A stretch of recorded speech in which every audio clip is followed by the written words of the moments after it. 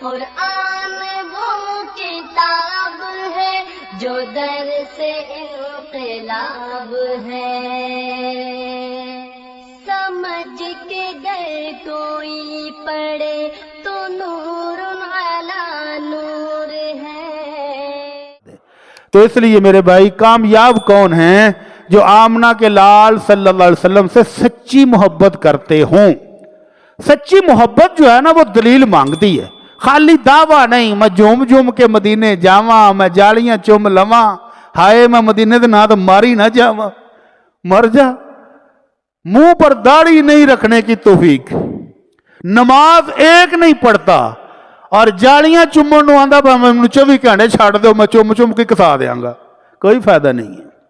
اصل محبت آمنہ کے لال صلی اللہ علیہ وسلم کے ساتھ آپ کے دین کی اتباع ہے، اور ان کے لیے خوشخبری ہے وَمَن يُطِعِ اللَّهَ وَالرَّسُولَ، جس نے میرے رب کی مان لی اور میرے رب کے مصطفیٰ کی مان لی تو اللہ کا وعدہ ہے فَأُولَئِكَ مَعَ الَّذِينَ أَنْعَمَ اللَّهُ عَلَيْهِمْ مِنَ النَّبِيِّينَ وَالصِّدِّيقِينَ وَالشُّهَدَاءِ وَالصَّالِحِينَ۔ اللہ کا وعدہ ہے کہ میرے نبی کی پیروی کرنے والے، میرے نبی کی سنت پر عمل کرنے والے، میرے نبی کے کہنے پر چلنے والے کل قیامت والے دن نبیوں کے ساتھ، صدیقین کے ساتھ، شہداء کے ساتھ اور صالحین کے ساتھ ہوں گے۔ جنت میں اللہ کٹھے کر دے گا۔ یا رب العالمین ہمیں بھی کٹھا فرما دے، اللہ ہمیں بھی اپنے انبیاء کا ساتھ نصیب فرما دے۔ اللہ ہم تیرے نبی کی زیارت نہیں کر سکے، یا اللہ جنت میں تو زیارت کروا دے، اللہ اپنے مصطفیٰ کی زیارت کروا دے۔ تو ہوگی کس کو؟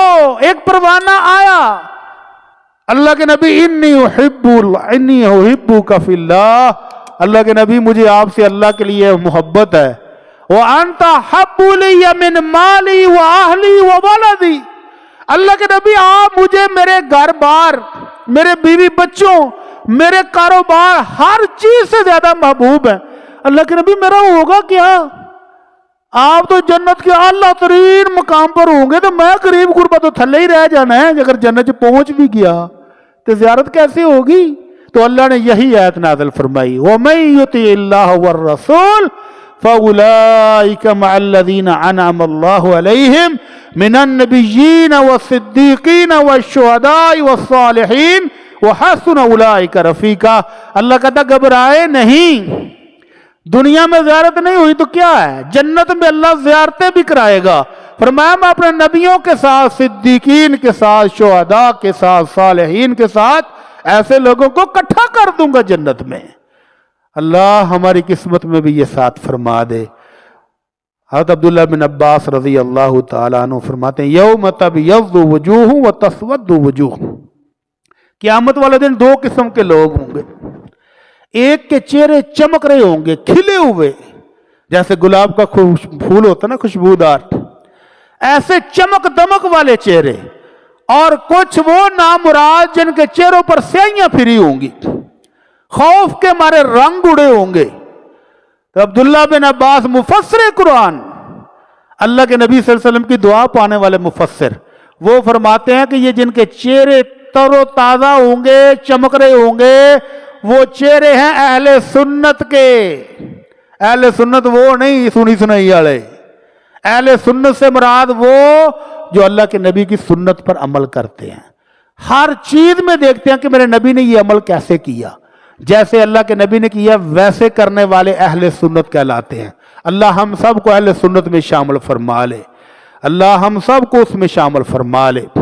قابل احترام دوستو، بھائی اور بزرگوں، آمنہ کے لال محمد الرسول اللہ صلی اللہ علیہ وسلم سے بڑھ کر اس امت کا خیر خواہ اگر کوئی ہونے کا دعوے دار ہو تو وہ جھوٹا ہے۔ ممکن ہی نہیں ہے کہ اس امت کا خیر خواہ آمنہ کے لال مصطفیٰ صلی اللہ علیہ وسلم سے بڑھ کر کوئی بھی ہو سکتا ہے، نہیں۔ تو وہ آمنہ کے لال کیا فرماتے ہیں؟ میرے امتیوں سن لو، ما من شیء یقربکم من الجنہ وَيُبَاعِدُكُم مِّنَ النَّارِ إِلَّا وَقَدْ بُيِّنَ، میرے امتیوں ہر وہ چیز جو تمہیں جنت کے قریب کر سکتی ہے اور جہنم سے بچا سکتی ہے وہ میں بیان کر کے جا رہا ہوں. مزید کی ضرورت نہیں ہے، قصے کہانیوں سٹوریوں کی ضرورت نہیں ہے، جھوٹے خوابوں کی ضرورت نہیں ہے کہ فلاں بزرگ کو خواب آیا. بزرگ کون ہے وہ بھی پتہ کوئی نہیں ہے. ایک بزرگ کو خواب آیا، وہ کیڑا بزرگ ہے جڑا انہوں خواب آن لگ پے. اور ہر موقع پر جب بھی پاکستان میں کوئی مسئلہ ہوا ایک ادھے بابے نو خواب آ ہی جاتا ہے.